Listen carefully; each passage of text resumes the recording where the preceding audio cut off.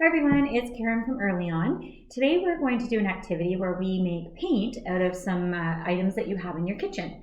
So I have flour, salt, and water here, and the recipe is just one, and one of each of these items. So you can use whatever amount you want, depending on how much paint you want to make. I'm using half a cup today to make the paint.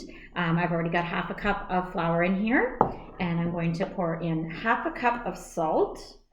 Now this is a great opportunity to practice some math skills with your kids, whether it's just counting as you put things in, or asking them how many, with your older children, how many quarter cups make half a cup. That would be for your big kids, but everybody can do this. So you're gonna mix your dry ingredients, so just our flour and our salt. We're gonna mix it all together.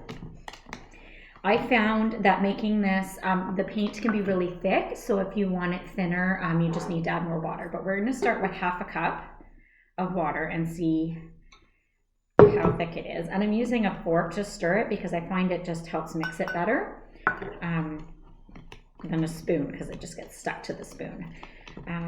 This is similar to a Play-Doh recipe too, it's just your amounts would be a little bit different, so that might be another activity that we do, is make some Play-Doh with these things.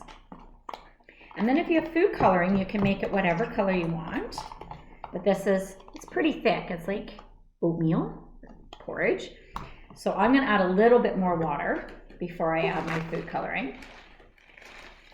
And today I'm gonna make blue paint with our blue food coloring.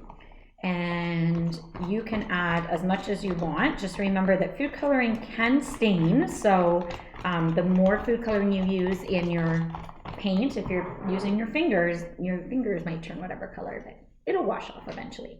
It's a good practice for washing your hands, which I know we're all doing lots of.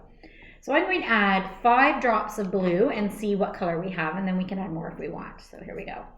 1, 2, 3, 4, 5.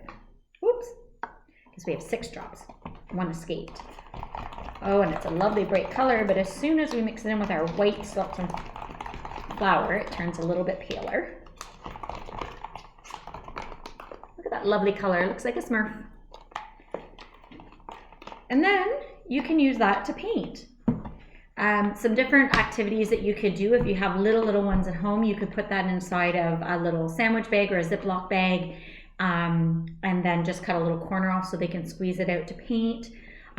If you have squeeze bottles of some sort, empty ketchup or other types of bottles that you want to fill, you could put it in there and you could paint outside with it on the sidewalks or on paper.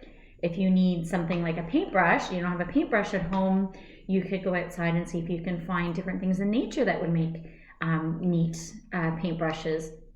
So I'm just going to make a nice big arch on my paper with my paint, and you know that with the salt in here, when this dries, it's going to be so sparkly. I'm going to catch this then. So I made a nice little, and it's nice and thick. It'll be puffy and 3D. And there's my little blue rainbow.